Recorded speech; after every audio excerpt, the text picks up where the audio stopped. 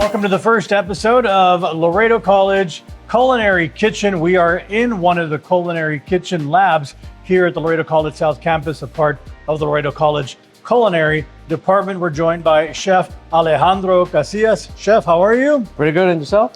I'm doing well, and today you'll be preparing a small, like a 3-course meal, correct? Yeah, correct. Okay, so tell us what we're going to be doing today.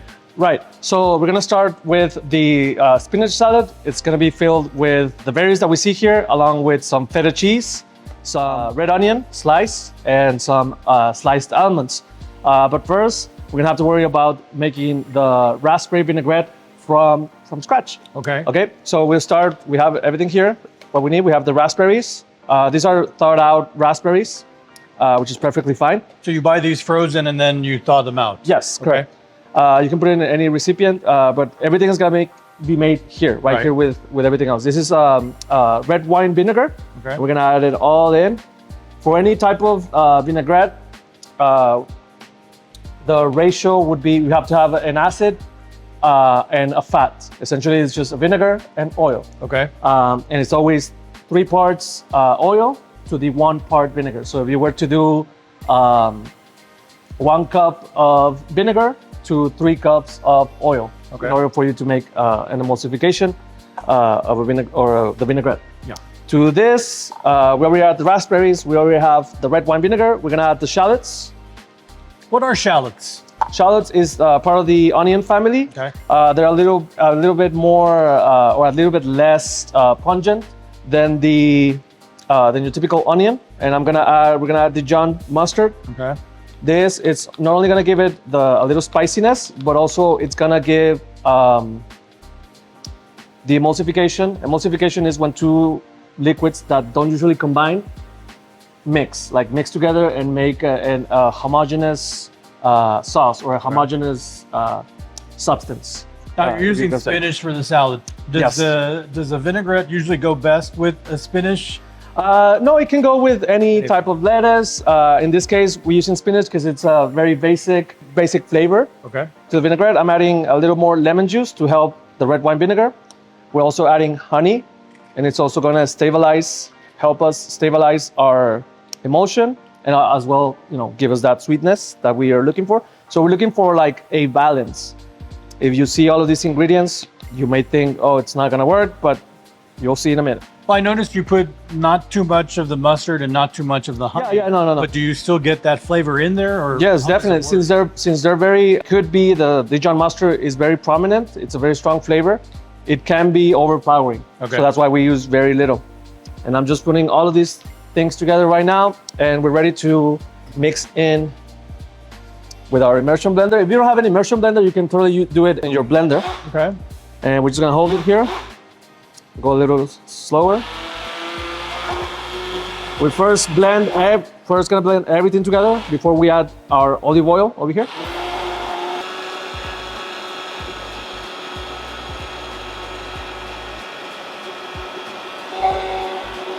Okay. So you're saying if you don't have one of these, you can use a regular blender then? Correct. Okay. Yep. You just put everything in that blender, blend it up, and then as the blender is going, in this case, the immersion blender is gonna go, pour me the oil. Like pour it a little bit at a time. Keep going. A little faster. Yep. Pour it all in. Yeah.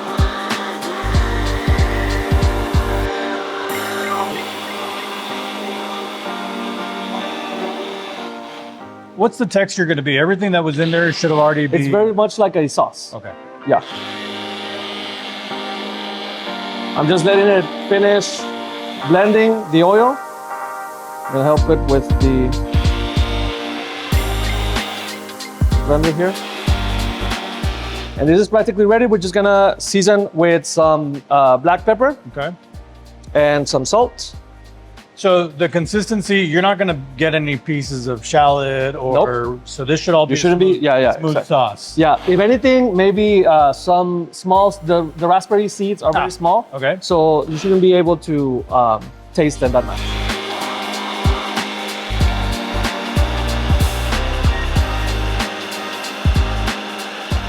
All right, So since we're doing 3 parts, if you're doing this at home, do you do the salad before anything else? Any of the other cooking, you just do the salad first. Is that accurate? Actually, you could have everything set, but separate. Right. And once you're ready to serve, like in the plate, like you will see in a minute,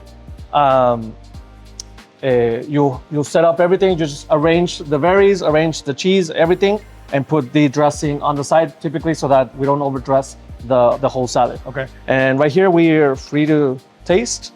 So all of the ingredients that you use are, let me taste this first.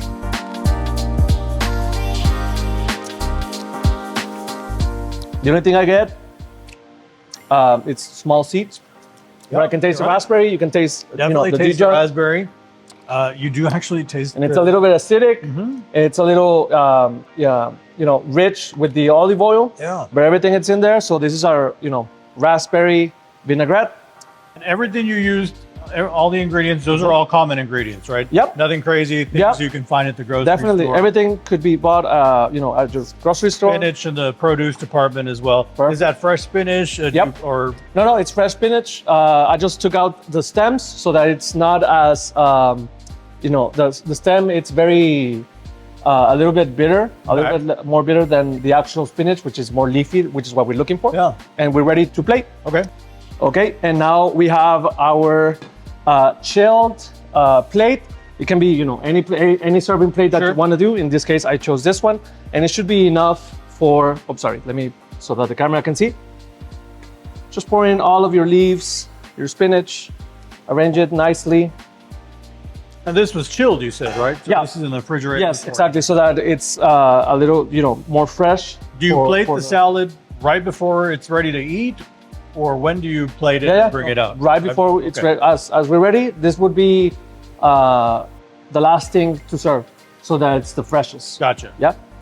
We're just gonna put a little bit of the red onion here. Okay, some cheese.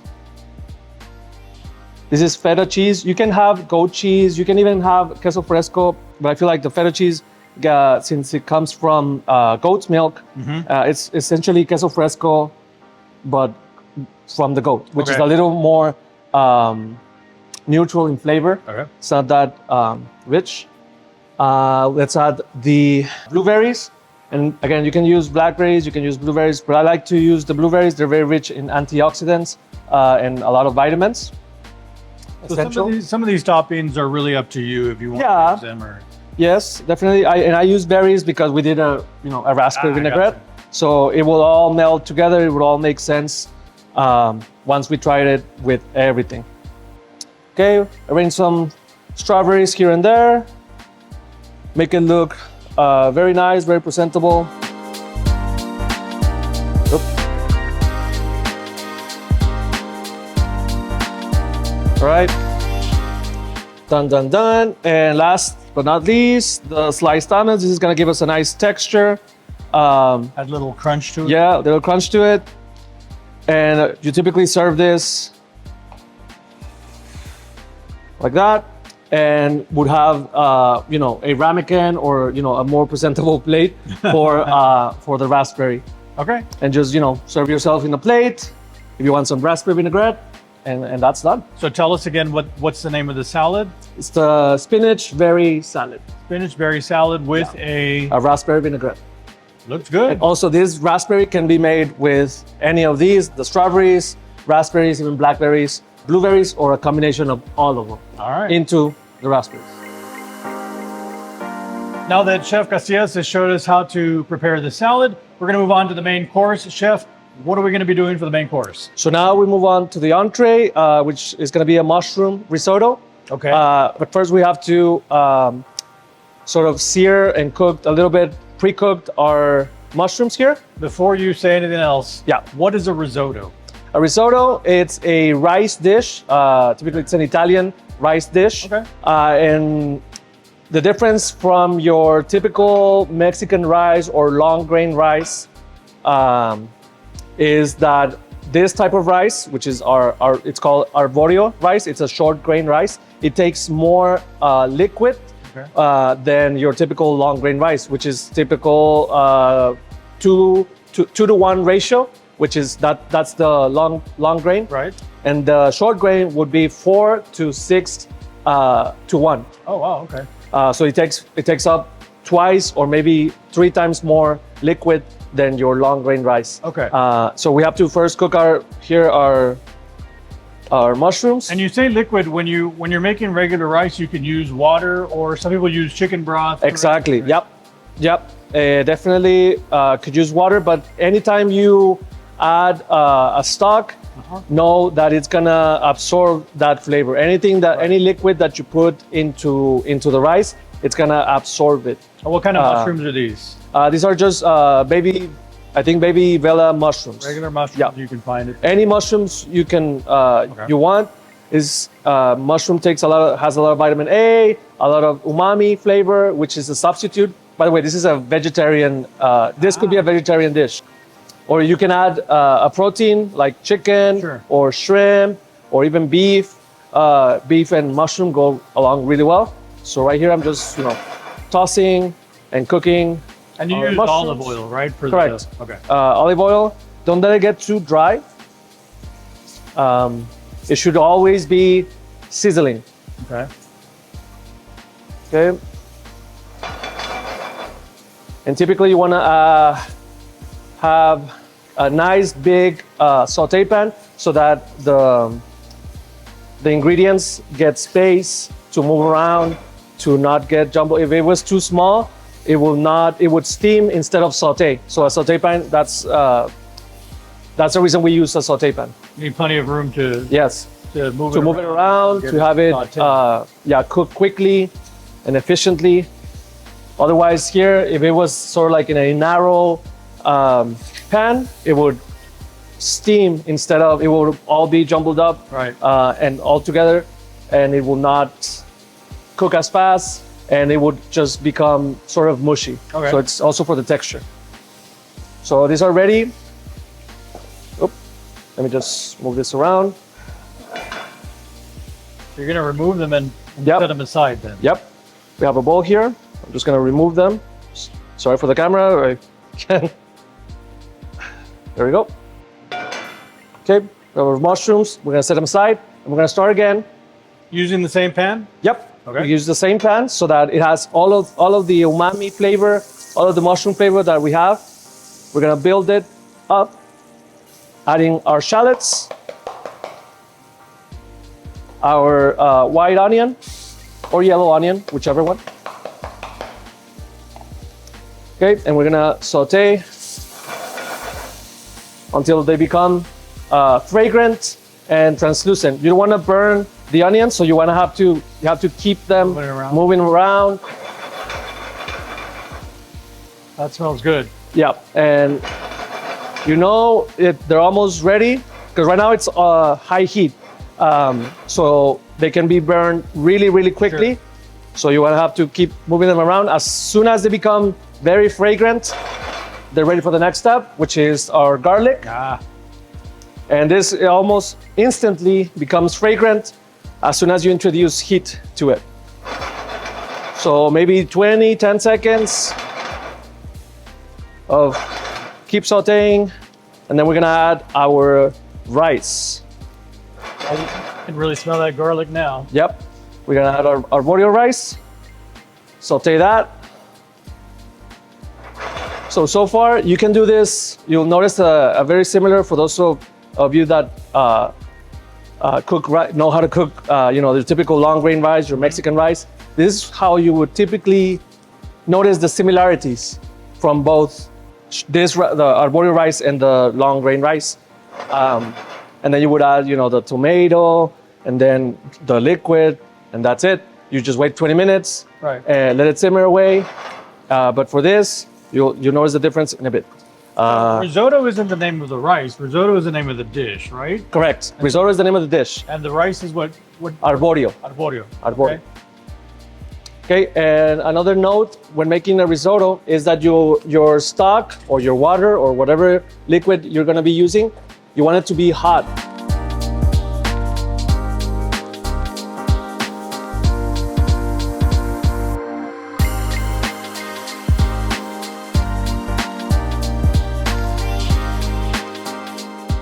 once we saute the rice, another note that I noticed on the risotto, or that I want to mention for the risotto, is that your stock or water or whatever you're going to use, you want it to be hot so that you do not interrupt the cooking process of it.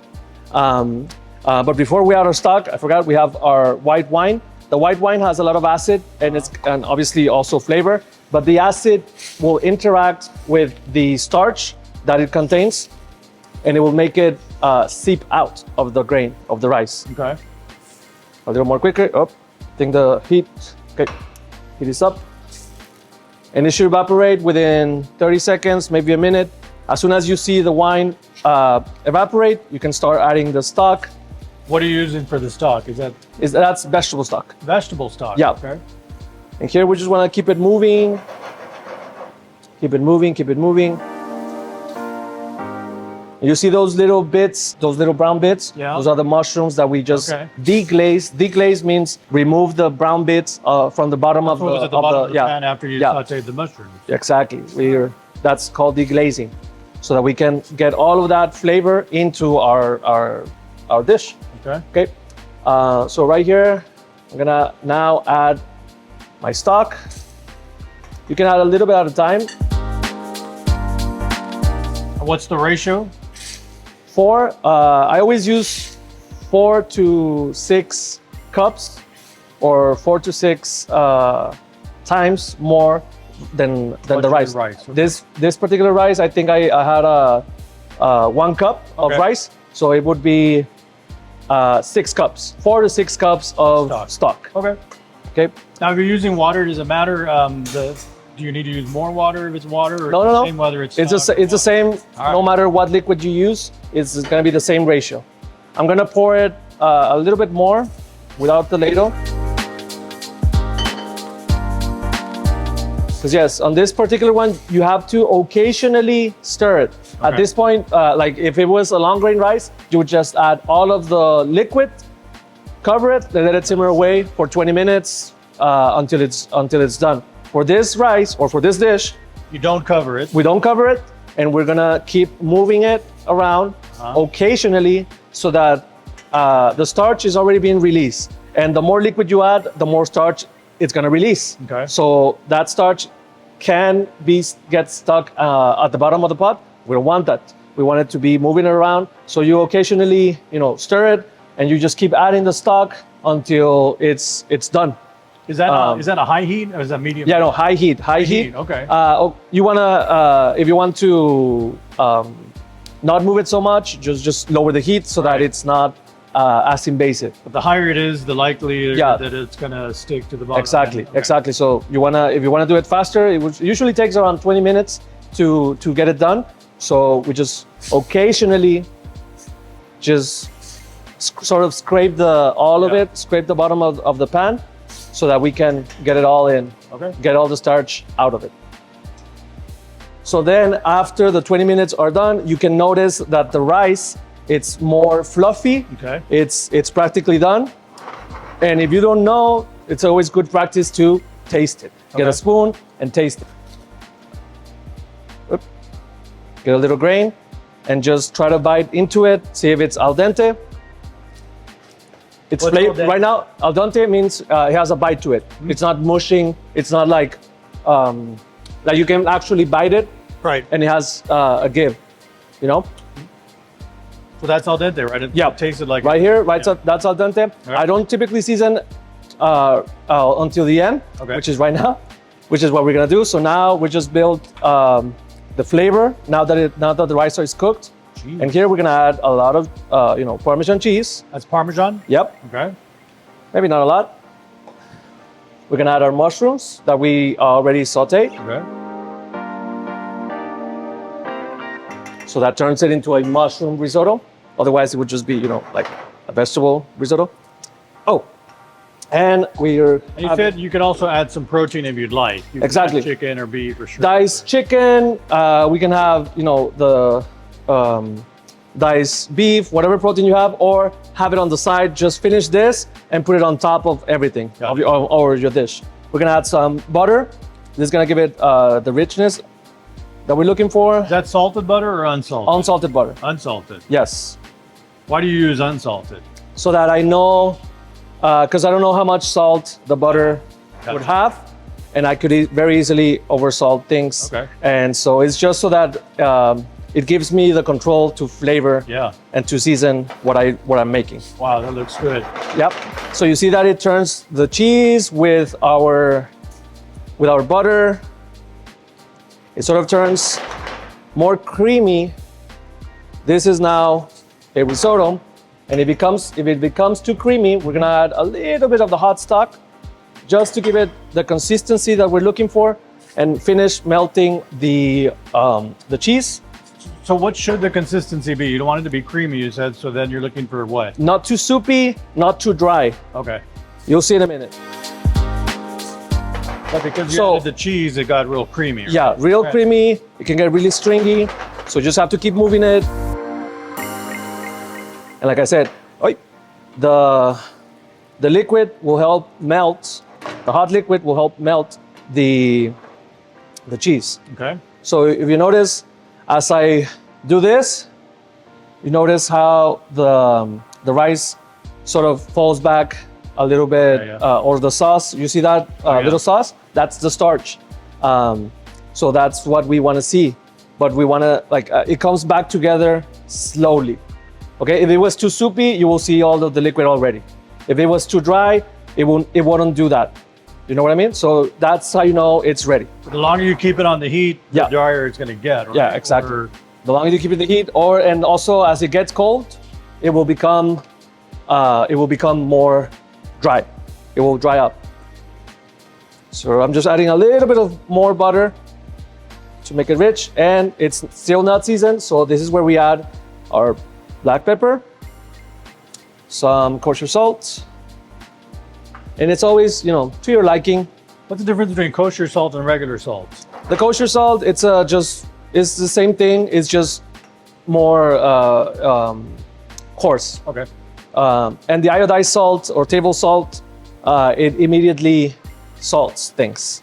So it gives you more control for the cook to not over season things with the kosher salt versus the iodized salt. But using both is perfectly acceptable for whenever you're cooking.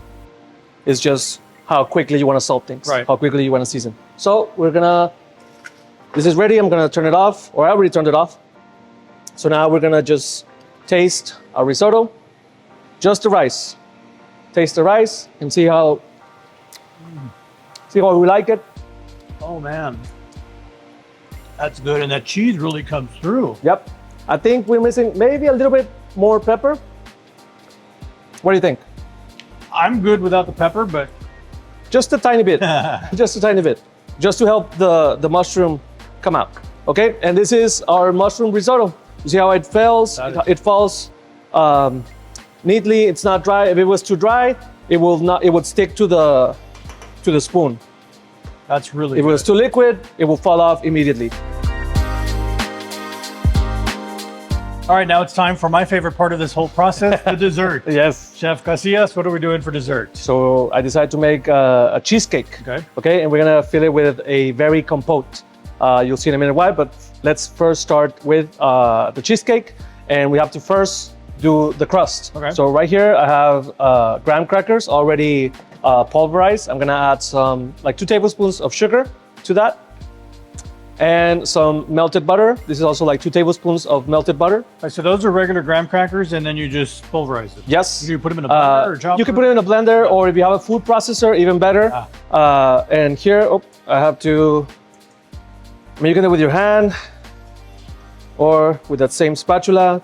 We're just gonna have to combine everything so that there's no dry spots, no dry graham crackers, and we'll bake it for 10 minutes in our little individual. Yeah, your cake pans. Yeah, right. Cheesecake pans.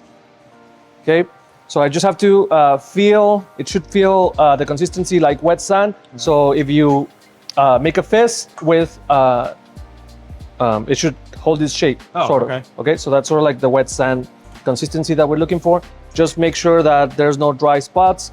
Otherwise, it would crack as it bakes.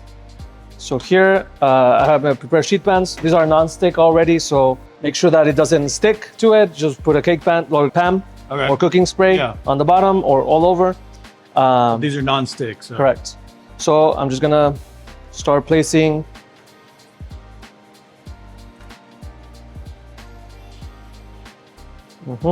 like so. A little more on this side. Smells like cookies. Yep. And either with a spoon or like a cup, something that would fit. Just want to make sure on the edges it stays as flat as it can be. Sort of like that. Same thing with this one. Let me put this away. How thick do you want the crust to be, or how? Half an inch. Half an inch. Half an inch. So once it's ready, we have our prepared cake pan or cheesecake pans with the graham cracker crust, and they go into the oven for 10 minutes. Okay. 10 minutes. At what temperature? 350 degrees. Okay. For 10 minutes, and they're ready to go. And now we can focus on the batter, the cheesecake batter. Here, we're gonna start by having our cream cheese. This is about 16 ounces, or not about, it's 16 ounces, or 2 blocks of 8 ounces. They sell it by the 8 ounce. And we're going to... And that's just regular cream cheese, right? Yes, regular cream cheese. We have to soften it. If you can pull it out of the refrigerator ahead, maybe an hour, or put it under, get boiling water in a sort of like in a plate, in a bowl, and then with the wrapping of the cheesecake, just put it there for like 10 minutes, dunk it in the boiling water or in the hot water so that it softens and it's ready for the mixer. If you don't have one of these mixers, you can totally do it by hand. It's gonna take a little longer, like with a hand whisk, but fortunately right here at the Laredo College, we have our state-of-the-art KitchenAid mixers. The cheesecake looks already like it's creaming. I'm gonna just increase the speed. Now it's not gonna turn into a liquid though, right? No, definitely not, definitely not. We just wanna have a creamy, very creamy, sort of like whipped butter consistency.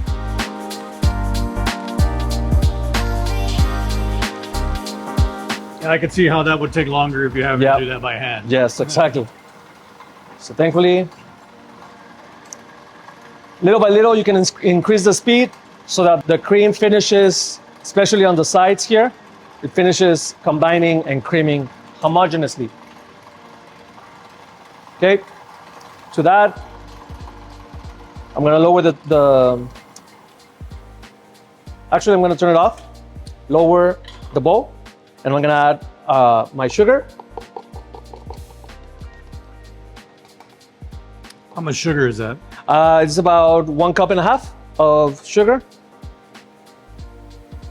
That vanilla? This is vanilla bean paste. Oh, vanilla bean paste. Yep. Okay. Yeah, we added this vanilla bean paste because it's a little more flavorful.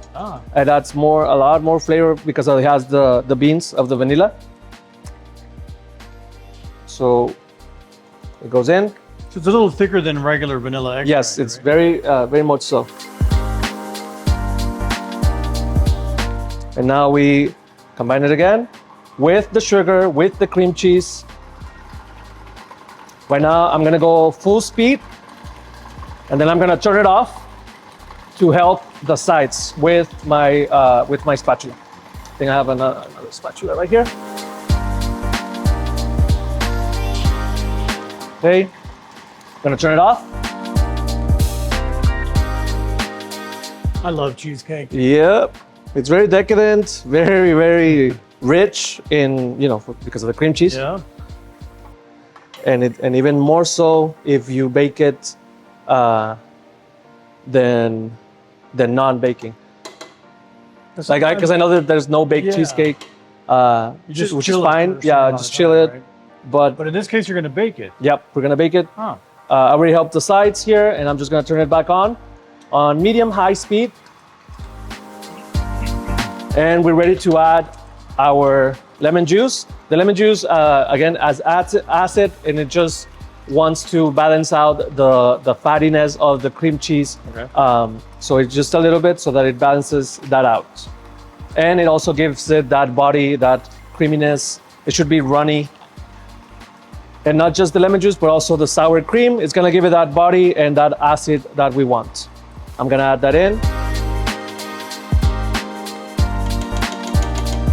Sour cream is so versatile. I see it in a lot of Yeah, because it adds the cream and it adds the acid. So it has like fat and acid. Okay. You know what I mean? And the dairy, obviously. There at the end, it has become very much so like almost like a frosting. Okay. You see? And we're just gonna finish it off with 2 eggs. I'm adding one at a time. And this is Beat the eggs, or they're no, they're just cracked eggs, cracked open.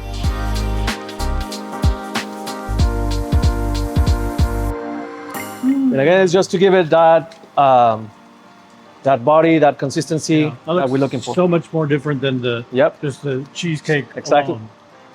And that's the reason why we bake it. That's the difference between the non-bake and the baking part, because he has the egg. So we cannot eat raw eggs. true. So we have to bake it. Okay, I'm gonna just have it stopped. I'm gonna help on the sides again, help the machine, so that there's always some cream cheese stuck in the bottom. So the machine cannot do all the work. You have to do some of the work as well. Including washing the dishes. Including washing the dishes, of course. Very important.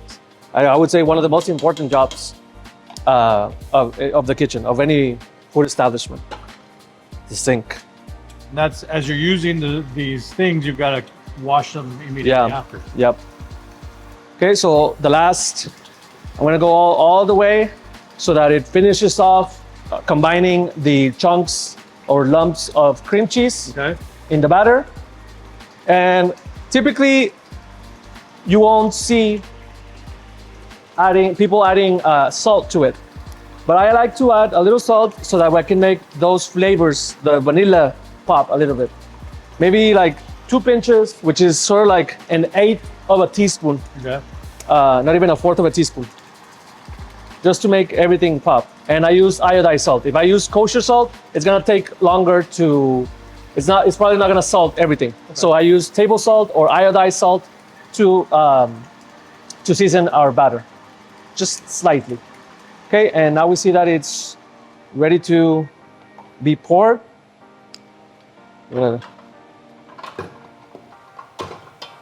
So you see here. So in this case, you can't lick the batter because it's got eggs. Right? Exactly. Dang it.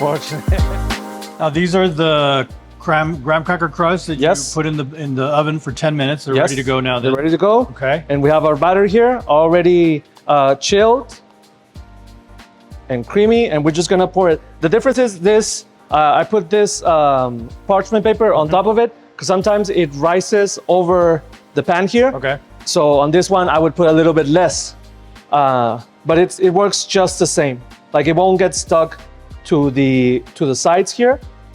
Did you say you needed to chill the batter before you pour it? Yeah, just a little bit, just so that chill both the batter and the crust. So you won't put it right as it comes out of the oven. Okay. You have to chill it first, chill the batter, chill this, because all of that mixing creates friction, and friction creates heat. So you don't want to, it could very easily burst, or not burst, but overcooked. Okay. The batter. So as soon as both components are chilled, they're ready to go in the oven, because you introduce them in a really, really hot environment. Okay. So that it cooks more evenly, so that it doesn't crack. So you don't want to have a difference in temperature from the crust to the batter. Exactly right. Very, very important when baking overall. So right here, I'm just putting, and just for this time, we have a lot more batter, as you can see, but so you see that it's enough. This recipe, it's enough for a big, if you don't have one of these cheesecake pans or spring form, pans. You can do it in a cake pan. You can do it. So you can make a bigger. Yeah, you can make it in a cheesecake. bigger spring form that they also sell at any convenience store. So this is set. I'm just gonna tap it slightly so that everything sits down and there's not much air. We're just gonna set it here. And so now that we have our cake or our cheesecake ready to go, it goes back in the oven for anywhere from 25 to even 35 minutes. Okay. So the reason it ranges, it's because every oven is different. It could have hot spots, and if you have a convention oven, the hot air will circulate on one area more than the other, so it would bake differently. So that's why it's between 25 to 35 And again, the minutes. temperature was 350. Yes, 350. That's the most standard baking temperature for anything. Now you had already put the graham cracker crust in there. Another 20, 30 minutes is not going to burn it. No. Well, yeah, actually.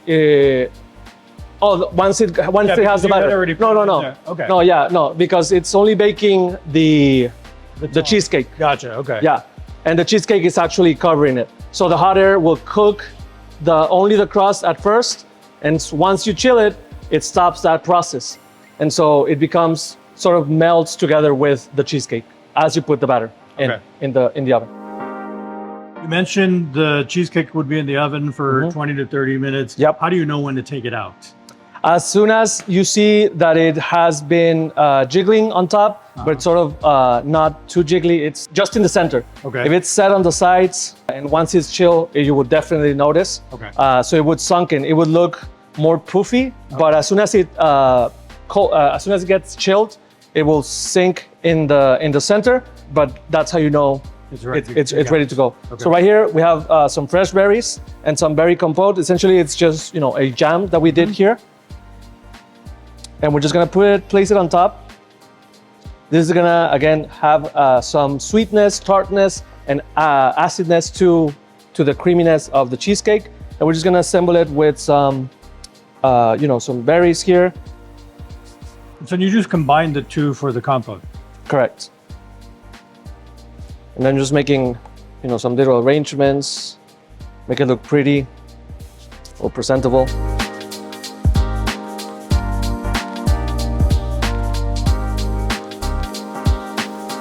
And it's fine if it starts falling off from here. It's just a sauce.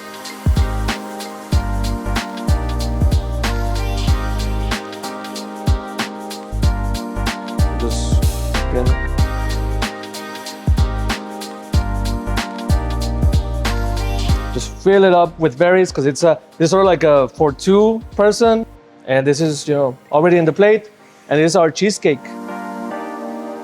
Well, now that the cheesecake is done, we present our 3-course meal. Chef, let's go over what we have here one more time. Of course, starting off with the Berry Spinach Salad. We added some feta cheese, some medley of berries, as well as some red onion to give it that tartness. And we made our Raspberry Vinaigrette. And it's mainly maybe for 2 main salads or 4 small salads if you're having the entree, which is in this case would be our risotto, mushroom risotto, I'm sorry. And we mentioned that we can put any other protein, chicken or beef, or if you do Lent, any shrimp or even salmon. And we finish it off obviously with our decadent, very rich, very delicious cheesecake topped with some fresh berries and some berry compote as well. Looks good. Chef Alejandro Casillas is one of our instructors here at the Culinary Department at Laredo College. We're at the South Campus. These are all things that your students learn here in one of the labs. And if anybody is interested in our Culinary Department, they just need to contact the Culinary Department at the Laredo College South Campus. And they'll let you know how to get involved with this amazing, amazing program that you have here, Chef. Of course, Casillas. thank you. I don't want to forget to mention that I didn't taste the cheesecake. So I think to wrap it up, taste the cheesecake. Is that we'll finish it off with that. All right. Of course. So I'm going to get... So this is not a chilled cheesecake. This is a baked cheesecake. Yep. How's that? I love cheesecake. That is... Well, that's going to do it for Laredo College Culinary Kitchen. Thank you, Chef Casillas. We'll see you all next time. Yep.